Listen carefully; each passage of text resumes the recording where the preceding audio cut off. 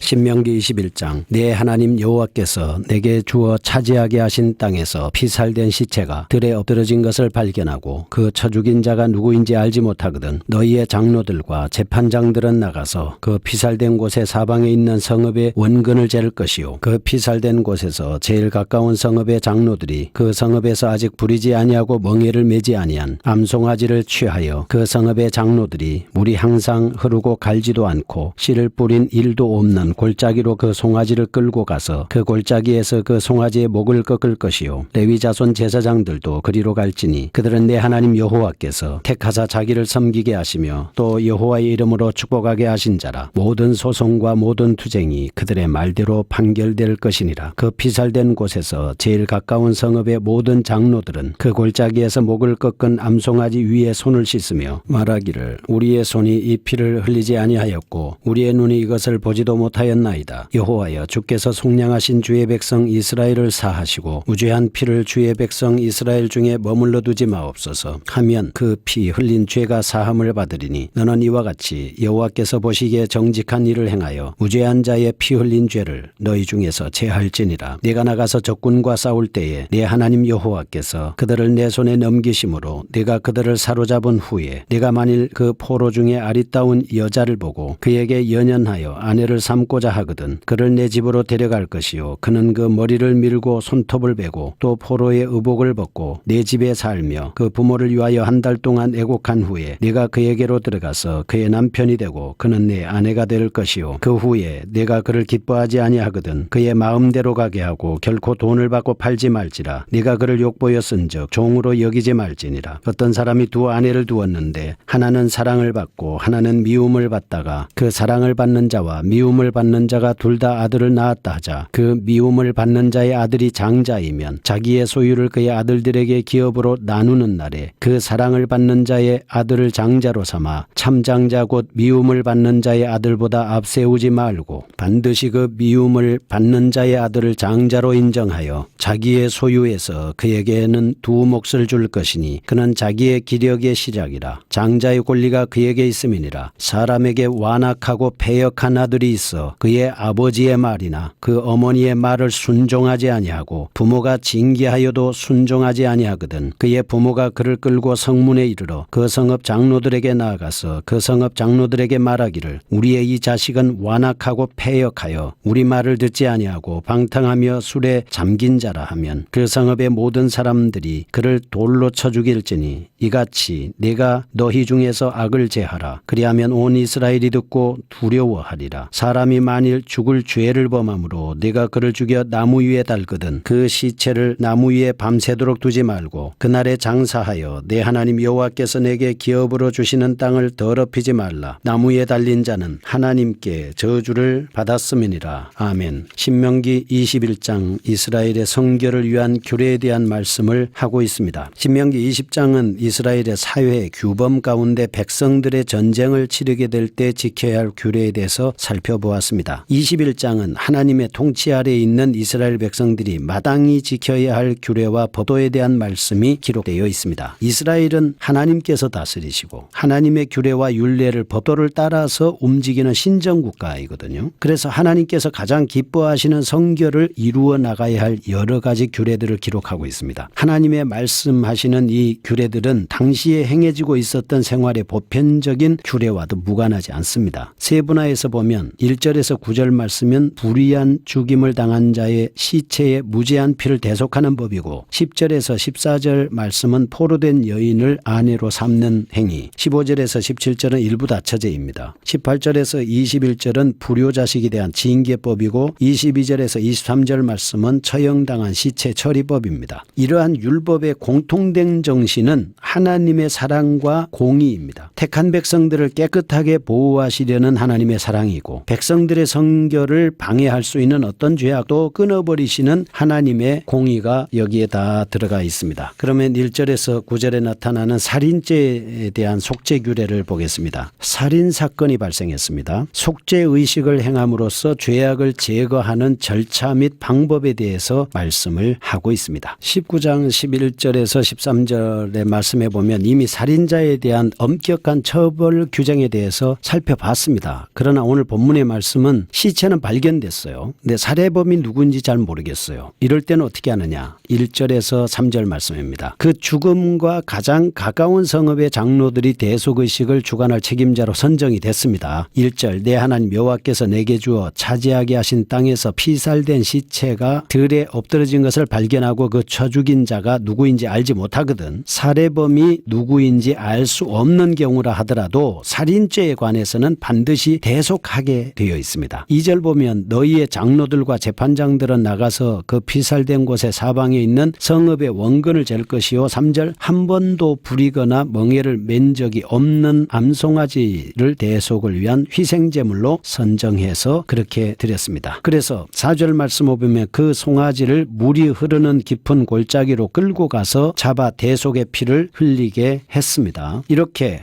대속하는 구체적인 내용이었습니다. 그 다음에 5절에서 9절 말씀을 보시면 장로들은 그 성읍을 대표합니다. 죽은 송아지를 위해서 물로 손을 씻습니다. 살인사건과 무관함을 선언하고 하나님의 사죄를 간구하는 내용입니다. 5절부터 쭉 보겠습니다. 레위자손 제사장들도 그리로 갈지니 그들은 네 하나님 여호와께서 택하사 자기를 섬기게 하시며 또 여호와 이름으로 축복하게 하신 자라. 모든 소송과 모든 투쟁이 그들의 말대로 판결될 것이니라. 6절 그 피살된 곳에서 제일 가까운 성읍의 모든 장로들은 그 골짜기에서 목을 꺾은 암송아지 위에 손을 씻으며 말하기를 우리의 손이 이 피를 흘리지 아니하였고 우리의 눈이 이것을 보지도 못하였나이다. 8절 여호와여 주께서 속량하신 주의 백성 이스라엘을 사하시고 무죄한 피를 주의 백성 이스라엘 중에 머물러 두지 마옵소서 하면 그 피 흘린 죄가 사함을 받으리니. 9절 너는 이와 같이 여호와께서 보시기에 정직한 일을 행하여 무죄한 자의 피 흘린 죄를 너희 중에서 제할지니라 말씀을 하셨습니다. 자, 이와 같이 행함으로 인해서 범인을 모르는 살인사건의 속죄의식은 끝나게 되는 것입니다. 여기서 우리에게 중요한 교훈을 줍니다. 첫째는 어떤 사건에 있어서는 결코 하나님의 공의가 관과될 수 없다 하는 것입니다. 어떠한 사건에 있어서든지 반드시 공의롭게 처리해야 된다 하는 내용을 말씀을 하고 있습니다. 그 다음에 두 번째는 이 속죄의식은 흠 없고 죄 없으신 자로서 장차 인간의 죄에 속할 예수 그리스도의 대속사역을 예표한다 이렇게 말씀을 하고 있습니다. 이사야 53장 4절에서 6절 말씀을 하고 있는 것이죠. 우리는 예수 그리스도의 공로로 속죄함을 받은 성도들입니다. 무슨 일에 있어서든지 하나님의 공의를 거슬러 진노를 자초하는 일이 없어야 되겠습니다. 여기에 나오는 장로들은 행정적인 일과 사법적인 일, 종교적인 일을 관장하는 지도자들이었습니다. 그 다음에 두 번째,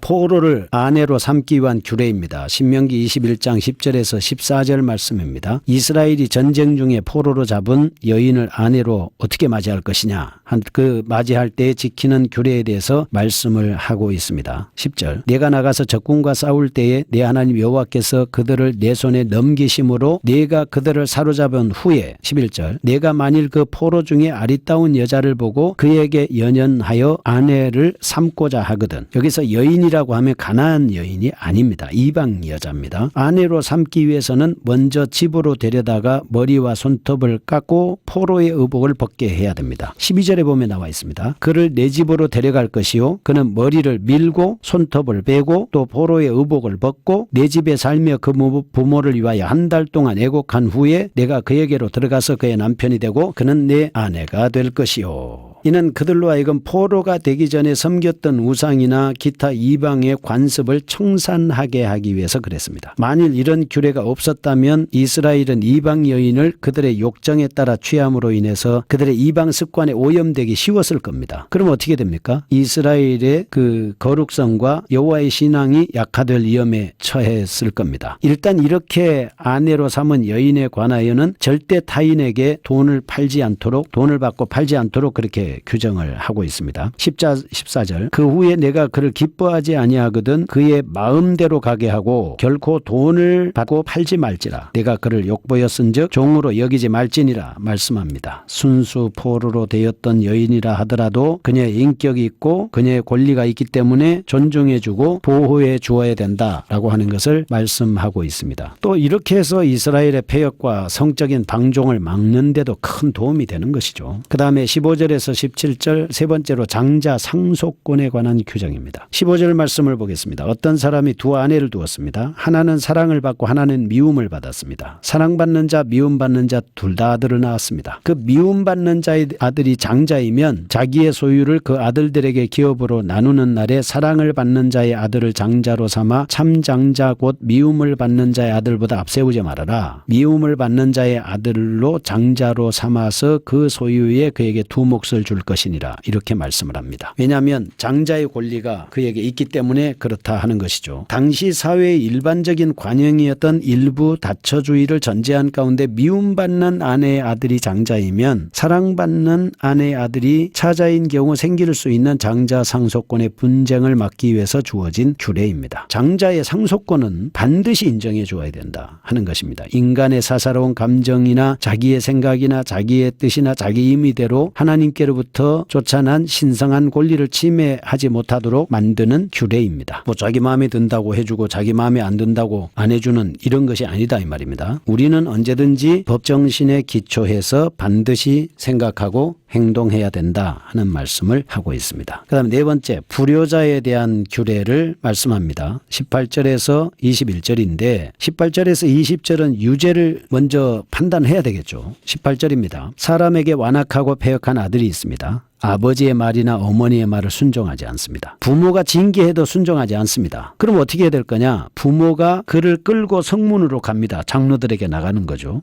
성읍 장로들에게 말하면 우리 이 자식은 완악하고 패역해서 우리 말을 듣지 않고 방탕하며 술에 잠겨서 삽니다. 라고 이렇게 부모님이 성읍 장로들에게 가서 이야기를 하면 21절에 그 성읍의 모든 사람들이 그를 돌로 쳐 죽입니다. 이같이 너희 중에서 악을 제하라. 그리하면 온 이스라엘이 듣고 두려워하리라 말씀을 했습니다. 이 앞에 언급한 부분이 장자 상속권에 대한 부모의 도리라고 한다면 불효자에 대한 규례는 부모의 권위를 존중해 주어야 한다는 십계명에 나타난 부모의 권위를 나타내는 거 있는 것이죠. 출애굽기 20장 12절에 보면 내 부모를 공경하라. 그리하면 내 하나님 여호와가 내게 준 땅에서 내 생명이 길리라 하셨거든요. 에베소서 6장 1절 자녀들아 주 안에서 너희 부모에게 순종하라. 이것이 옳으니라. 옳은 일이죠. 2절 내 아버지와 어머니를 공경하라. 이것은 약속이 있는 첫 계명이니 출애굽기 20장에서 약속을 했습니다. 3절 이로써 내가 잘되고 땅에서 장수하리라. 부모님을 순종하잖아요. 땅에서 잘되고 장수하는 거예요. 일부러라도 모셔서 해야 되지 않겠습니까? 부모님은 축복의 통로니까요. 위에서 살펴본 바에 따라서 부모의 권위는 절대적인 겁니다. 그러니까 매우 존중되어야 하죠. 우리는 부모를 공경해야 하고 부모님의 말씀이라면 순종해야 하죠. 불순종하는 자라면 마땅히 온 동네가 모여 처벌해야 됩니다. 이유는 교훈이나 본을 삼기 위해서 그렇게 하는 겁니다. 만약에 한 사람의 범죄함으로 인해서 이스라엘 전체 공동체에게 죄가 전염되기 때문에 한 사람 아담의 범죄로 인해서 온 인류가 원죄에 시달리고 있지 않습니까? 그 죄는 계속해서 전염되기 때문에 단 한 명이라도 처벌할 수밖에 없다라고 이렇게 말씀을 합니다. 마지막으로 다섯 번째 시체 처리에 관한 규례입니다. 22절 23절이죠. 22절 사람이 만일 죽일 죄를 범함으로 내가 그를 죽여 나무에 달았습니다. 시체를 나무에 밤새도록 두면 안 되죠. 해가 지기 전에 내려야 되죠. 왜냐하면 나무에 달린 자는 하나님께 저주를 받았다 하는 표시입니다. 어떤 사람이 범죄해서 나무에 달려 죽었을 경우에 시체를 처리하는 규례인데요. 시체는 해가 지기 전에 끌어내려 장사해야 합니다. 부정한 사람들은 밤새도록 방치해두게 되면 하나님의 거룩한 땅인 가나안이 오염되기 때문이죠. 하루 동안 시체를 나무에 매달아 두는 것만으로 자기에 대한 죄의 경각심을 일깨워 주었기 충분하기 때문입니다. 그래서 시체가 나무에 달린 이 사건을 통해서 훗날 신약 성경에서는 예수 그리스도께서 우리 죄를 위해서 나무에 달려서 우리 죄를 영원히 해결해 주셨다라고 하는 것입니다. 그리고 예수님의 시체도 아리마대 요셉이 오후에 모시고 가서 자기 준비해둔 무덤에 장사하였습니다. 살았을 때도 중요하지만 죽은 이후의 시체를 정리하는 과정은 매우 중요하다. 하나님의 형상대로 지음받은 인간은 사나 죽으나 잘 관리해야 합니다. 거룩하신 하나님 아버지, 우리가 이렇게 살 때에 잘 하나님의 뜻대로 살아갈 수 있는 규례를 말씀해 주시니 감사합니다. 잘 지켜 행하게 하여 복을 받게 하옵소서. 예수님의 이름으로 기도합니다.